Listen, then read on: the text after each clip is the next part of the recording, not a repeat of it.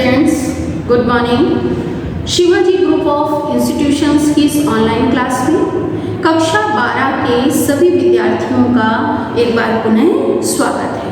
बच्चों, आज सामान्य हिंदी के अंतर्गत मैं आपको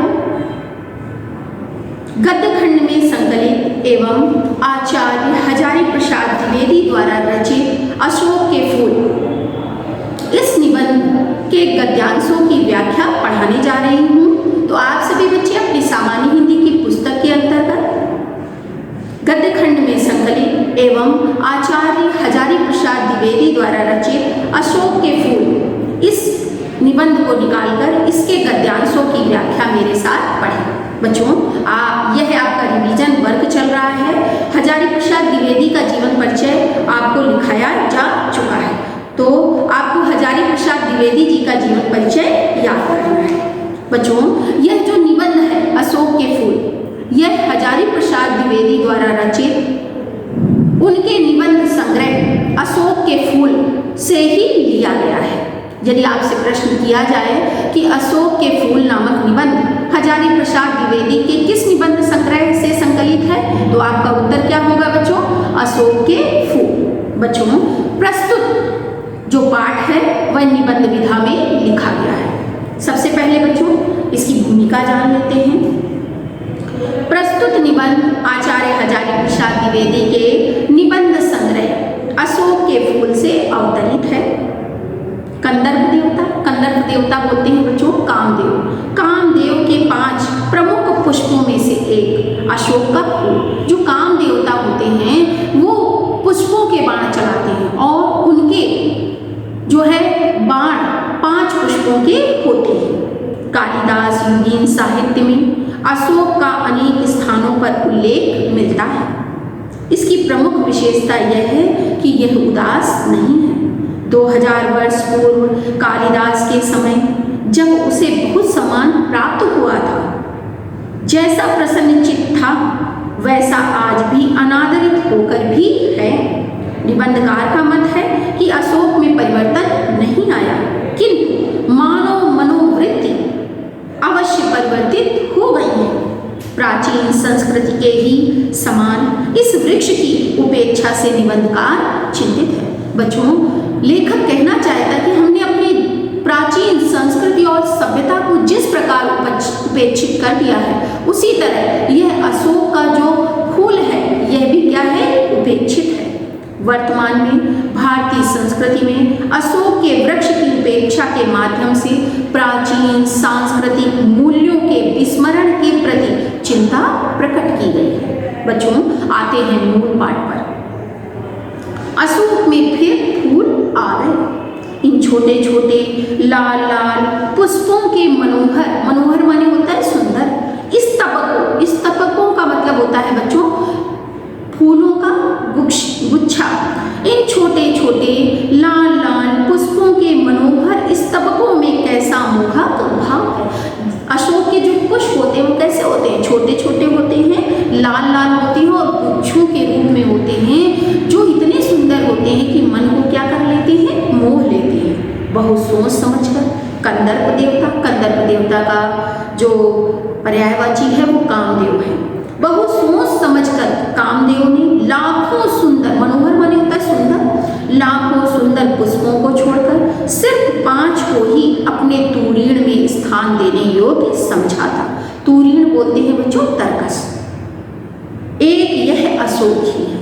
तो जो है लेखक कहना चाहता है कि कामदेवता ने करोड़ों सुंदर पुष्पों को छोड़कर केवल 5 पुष्पों को ही अपने तर्कस में स्थान दिया और उन 5 पुष्पों में एक था अशोक का फूल। लेकिन पुष्पित अशोक को देखकर मेरा मन उदास हो जाता है। लेखक कहता है कि फूले हुए, पुष्पित मतलब फूले हुए अशोक के फूलों को देखकर मेरा मन क्या हो जाता है? उदास हो जाता है। इसलिए नहीं कि सुंदर वस्तुओं को हतभागी समझने में मुझे कोई विशेष रस मिलता है। कुछ लोगों को मिलता है, वे बहुत दूरदर्शी होते हैं। जो भी सामने पड़ गया उसके जीवन की अंतिम मुहूर्त तक का हिसाब वे लगा लेते हैं। मेरी दृष्टि इतनी दूर तक नहीं जाती, फिर भी मेरा मन इस फूल को देखकर उदास हो जाता है। असली कारण तो मेरे अंतर्यामी ही जानते होंगे। कुछ थोड़ा सा मैं भी अनुमान कर सकता हूँ, बताता हूँ। बच्चों, प्रस्तुत गद्यांश में लेखक कहता है कि पुष्पित या खिले हुए अशोक को देखकर मेरा मन उदास हो जाता है। क्यों? क्योंकि इसलिए नहीं हो जाता क्योंकि कुछ लोग की सुंदर वस्तुओं के बुरे भाग्य को समझने में मुझे कोई विशेष रस मिलता है। कुछ लोगों को मिलता है, वे बड़े ही क्या होते हैं, दूरदर्शी होते हैं। वे किसी व्यक्ति के या किसी वस्तु के जीवन के अंतिम समय तक का क्या लगा लेते हैं, हिसाब लगा लेते हैं। लेखक की दृष्टि इतनी दूर तक नहीं जाती। फिर भी इस फूल को देखकर, फिर भी अशोक के फूल को देखकर लेखक का मन जो है वह उदास हो जाता है। असली कारण ईश्वर के अंतर्यामी या परमात्मा ही जानते हैं। लेखक कहता है कुछ थोड़ा मैं भी जानता हूँ, बताता हूँ। चलते हैं बच्चों अगले गद्यांश पर। भारतीय साहित्य में और इसलिए जीवन में भी इस पुष्प का प्रवेश और निर्गम दोनों ही विचित्र नाटकीय व्यापार है। बच्चों, यहाँ पर लेखक कहना चाहता है कि भारतीय साहित्य में इस पुष्प का आगमन और इस पुष्प का साहित्य से जो निष्कासन हुआ वह बड़ा ही विचित्र रूप से हुआ। ऐसा तो नहीं कह सकता कि कालिदास के पूर्व भारतवर्ष में इस पुष्प का कोई नाम भी नहीं जानता था, परंतु कालिदास के काव्यों में जिस शोभा और सौकुमार का भार लेकर प्रवेश करता है वह पहले कहाँ था। लेखक कहता है कि ऐसा नहीं था कि कालिदास से पूर्व इस पुष्प का नाम भारतीय समाज में कोई जानता ही नहीं था, परंतु कालिदास ने अपने काव्य में इस अशोक के फूल का वर्णन बड़ी ही सुंदरता और सुकुमारता के साथ किया। वैसा वर्णन इससे पहले कहीं भी नहीं मिलता। उस प्रवेश में नववधू के गृह प्रवेश की भांति शोभा, गरिमा है, पवित्रता है और सुकुमारता है। अशोक के फूल ने कालिदास के साहित्य में जो प्रवेश किया था उस प्रवेश में नववधू के प्रवेश के समान क्या थी, सुंदरता थी, गरिमा थी और पवित्रता थी तथा सुकुमारता थी। फिर एकाएक मुसलमानी सल्तनत की प्रतिष्ठा के साथ ही साथ यह मनोहर पुष्प साहित्य के सिंहासन से चुपचाप उतार दिया गया। जैसे जैसे समय परिवर्तित हुआ, भारत में मुसलमानी सल्तनत का प्रवेश हुआ तो साहित्य के सिंहासन पर बिठाया गया यह जो पुष्प था वह साहित्य के सिंहासन से क्या कर दिया गया, उतार दिया गया। नाम तो लोग बाद में भी लेते रहे, पर उसी प्रकार जिस प्रकार बुद्ध और विक्रमादित्य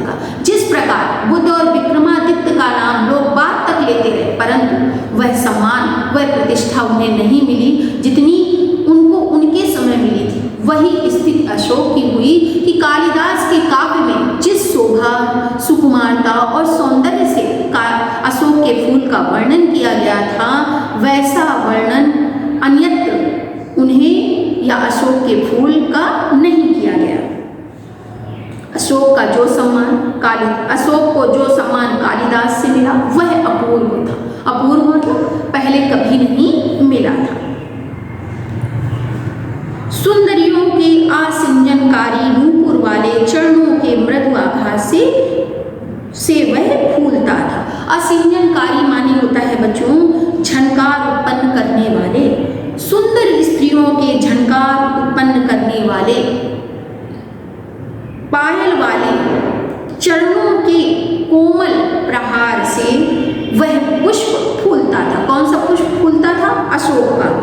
कोमल कपोलों पर कर्णावंतस के रूप में झूलता था और सुंदर स्त्रियां अपने सौंदर्य को बढ़ाने के लिए अपने कानों में कर्णावंतस माने कर्ण आभूषण के रूप में अशोक के फूलों का प्रयोग करती थी और अशोक उनके कानों में झूलता था तथा न चंचल नील अलकों की अचंचल शोभा को 100 गुना बढ़ा देता था तथा उस समय सुंदर स्त्रियां अपने काले और नीले बालों में अशोक के फूलों को गूंथा करती थी, जिससे जो अशोक था वह उनके बालों के सौंदर्य को कई गुना क्या कर देता था, बढ़ा देता था।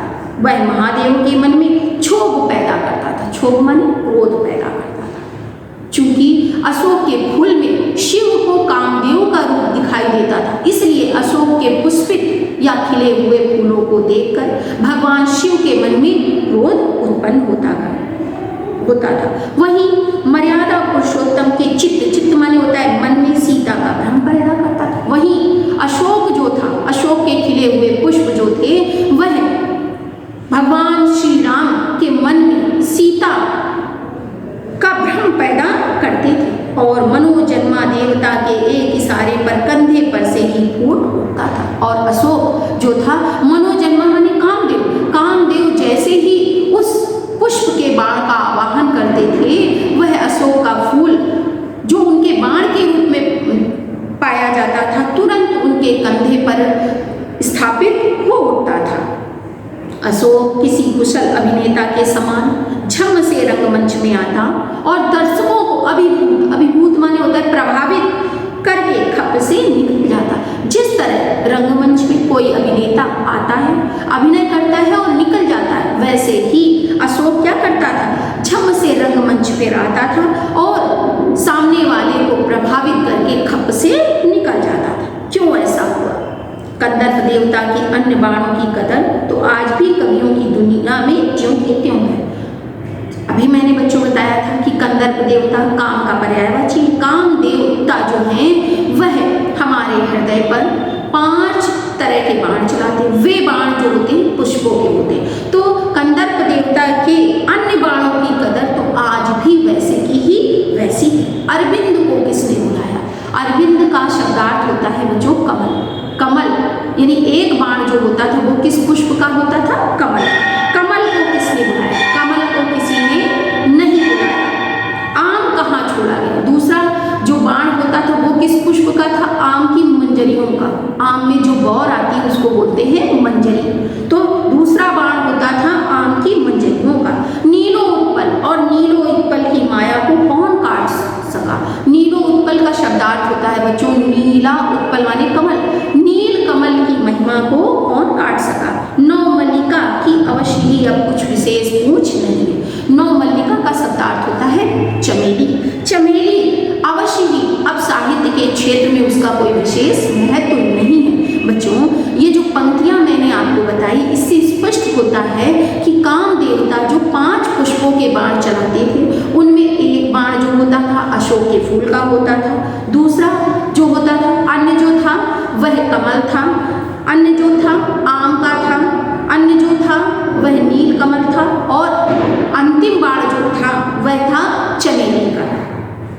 किंतु उसकी इससे अधिक कभी कदर भी नहीं थी। चमेली की इसका महत्व इससे अधिक कभी था भी नहीं। भुलाया गया है अशोक। भुलाया गया है तो कौन भुलाया गया? अशोक। मेरा मन उमड़ उमड़ भारतीय रस साधना के पिछले हजारों वर्षों पर बरस जाना चाहता है। लेखक जो है भारतीय साहित्य साधना के हजारों वर्षों पर उमड़ उमड़ कर बरसना चाहता है। क्या यह पुष्प मनोहर पुष्प भुलाने की चीज थी? क्या यह सुंदर अशोक का पुष्प भुलाने की चीज थी कि मनुष्य ने जो है इस पुष्प को भुला दिया? पुष्प, अशोक के पुष्प के माध्यम से हजारी प्रसाद द्विवेदी ने प्राचीन संस्कृति के विस्मरण का उल्लेख करते हुए कहा है कि प्राचीन संस्कृति का जो सौंदर्य था क्या वह भुलाने योग्य था? सहृदयता क्या लुप्त हो गई थी? क्या जो सहृदय व्यक्ति थे उनमें जो सहृदयता पाई जाती थी वो खो गई थी? कविता क्या सो गई थी? ना, मेरा मन यह सब मानने को तैयार नहीं। जले पर नमक तो लेखक कहता है कि चलो भुलाया गया तो भुलाया गया। उससे भी विषम बात यह हुई कि एक तरंगाई पत्ते वाले निफूले पेड़ को सारे उत्तर भारत में अशोक कहा जाने लगा। कि सारे उत्तर भारत में एक तरंगों वाले पत्ते जिसमें पुष्प नहीं होते उस पेड़ को जो है अशोक कहा जाने लगा। याद भी किया तो अपमान कर, यानी याद भी किया गया तो किसके साथ? अशोक को याद किया गया, अपमान के साथ। बच्चों एक पेड़ के लिए पुष्प रहित कह देना उसके लिए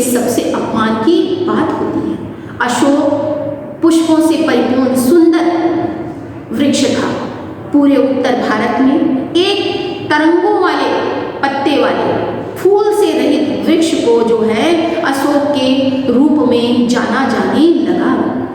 याद भी किया गया तो बड़ी उपेक्षा और अपमान तथा निरादरता के साथ। बच्चों जो है आज मैं इस निबंध का इतना ही अंश आपको पढ़ाऊंगी। मुझे आशा है कि जितने भी गद्यांश मैंने आपको पढ़ाए हैं वह आपकी समझ में आ गए होंगे।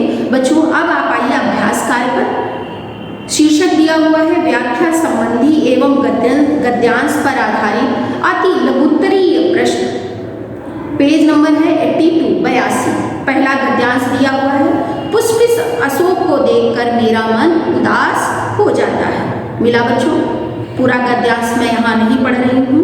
इस गद्यांश पर आधारित पहला प्रश्न दिया हुआ है गद्यांश के पाठ और लेखक का नाम लिखिए। तो आप कर लेंगे। गद्यांश का पाठ है अशोक के फूल और लेखक हैं आचार्य हजारी प्रसाद द्विवेदी। दूसरा प्रश्न है बच्चों रेखांकित अंश की व्याख्या कीजिए। रेखांकित अंश आपकी पुस्तक में दिया है। वे बहुत दूरदर्शी होते हैं। जो भी सामने पड़ गया उसके जीवन के अंतिम मुहूर्त तक का हिसाब वे लगा लेते हैं। मेरी दृष्टि इतनी दूर तक नहीं जाती, फिर भी मेरा मन इस फूल को देखकर उदास हो जाता है। इस अंश की बच्चों आपको अपने शब्दों में व्याख्या करनी है।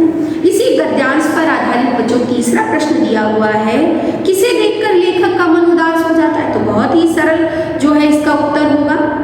इसी गद्यांश पर आधारित चौथा प्रश्न दिया हुआ है कुछ लोगों को मिलता होगा। इस पंक्ति से लेखक क्या कहना चाहे कि कुछ लोग जो होते हैं किसी के बुरे समय को देखकर आनंद की अनुभूति करते हैं, परंतु लेखक का स्वभाव ऐसा नहीं कि किसी के बुरे समय को देखकर किसी के हतभाग्य को देखकर उसे आनंद की अनुभूति हो।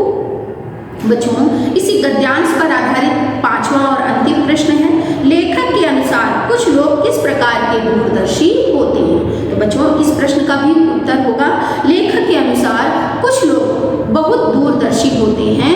वह किसी भी या सामने आने वाले व्यक्ति के अंतिम मुहूर्त तक का क्या लगा लेते हैं हिसाब लगा लेते हैं। तो बच्चों ये जो मैंने आपको गृह कार्य दिया है इसे आपको अपनी HW की कॉपी पे करना है। बच्चों इस निबंध का शेष अंश मैं आपको अपने अगले वीडियो में पढ़ाऊंगी। आज के लिए बच्चों इतना ही पर्याप्त है।